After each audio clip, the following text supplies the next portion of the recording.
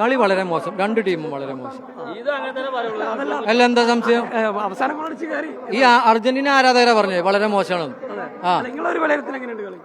Average കളി. ഒരു തെറ്റിരിപ്പില്ല, വളരെ കൂളായിട്ട് ഞങ്ങൾ ആദ്യം പറഞ്ഞതാണ് തിരിച്ചടിക്കുന്നില്ലതും അർജന്റീന സെമിയിലെത്തുന്നതിനും.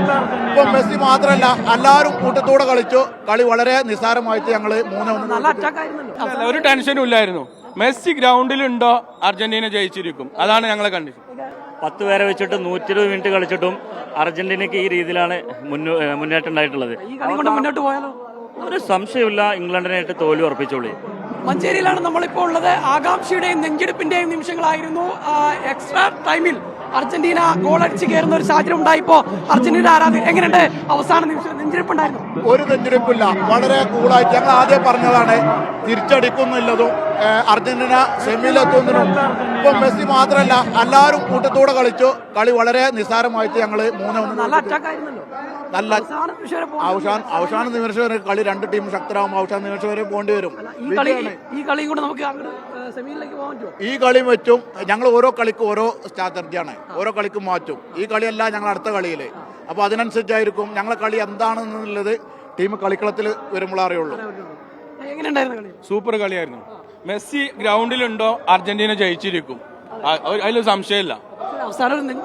ഒരു ടെൻഷനും ഇല്ലായിരുന്നു. മെസ്സി ഗ്രൗണ്ടിലുണ്ടോ അർജന്റീന ജയിച്ചിരിക്കും, അതാണ് ഞങ്ങളെ കണ്ടീഷൻ. വളരെ ആവേശപരമായ കളിയായിരുന്നു. പക്ഷെ അവസാന നിമിഷം വേണ്ടി അതല്ല, 3-1 സ്കോർ നില കണ്ടില്ലേ? അതിന് അവസാനമാണ് അർജന്റീനയുടെ കളി. അവസാന പോയിന്റ് അവസാനമാണ് അർജന്റീന കളിക്കറ്. ആ ഫൈനലിൽ ഇതേമാതിരി കപ്പടിക്കും അർജന്റീന, യാതൊരു സംശയമില്ല.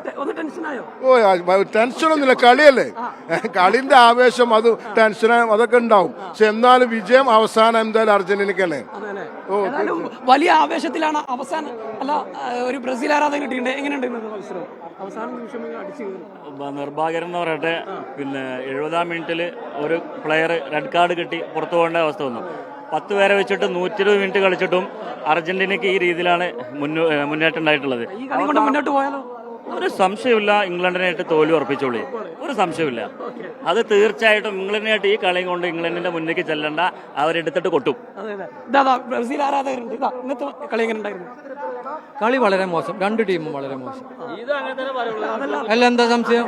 അവസാനം ഈ അർജന്റീന ആരാധകരാ പറഞ്ഞത് വളരെ മോശമാണ്. ആവറേജ് കളി. പിന്നെ 10 പേര് വെച്ചിട്ട് സ്വാഭാവികമായിട്ടും 72-ാം മിനിറ്റിൽ കിട്ടിയ റെഡ് കാർഡാണ്. അപ്പൊ സ്വാഭാവികമായിട്ടും അത് ഒരിക്കലും ഈ സമയം വരെ അവർ പിടിച്ചെന്നില്ല, ഡിപ്പെൻഡ് ചെയ്തില്ലേ. അതന്നെ വലിയൊരു ഇതാണ്. ഒരിക്കലും എത്തൂല, 100% സെമിയിൽ അർജന്റീന പുറത്തു പോകും, 100%. ബ്രസീൽ ആരാധകർ 10 പേരും 10-15 കളിച്ചത്. അതായത് നമ്മളെ ഫിഫന്റെ പ്രസിഡന്റും 3 അമ്പയറും 4 പേര് 11 പ്ലേയേഴ്സും, അങ്ങനെ മൊത്തം 15-10 കളി നടന്നത്. അല്ല, അതിന്റെ മുന്നുണ്ടല്ലോ മെസ്സി മുമ്പ് ഫൗൾ വെച്ചല്ലോ. ഫസ്റ്റ് ഹാഫിലൊക്കെ മെസ്സി ഫൗൾ ഓൾറെഡി ഉണ്ട്, പക്ഷെ വെച്ചില്ല. അതൊന്നും കാണുന്നതന്നെയല്ല, വിളിക്കണില്ല, അതിന് കാർഡില്ല. ഇത് ചെറിയൊരു ആക്ടിങ് നടന്നു എന്നൊക്കെ പറഞ്ഞിട്ട് കാർഡ് അർജന്റീനക്ക് കൊടുത്ത കാർഡ് 5 മിനിറ്റ് കഴിഞ്ഞിട്ട് പിന്നെ ചെക്ക് ചെയ്തിട്ട് പിന്നെ തിരിച്ചു കൊടുക്കുക.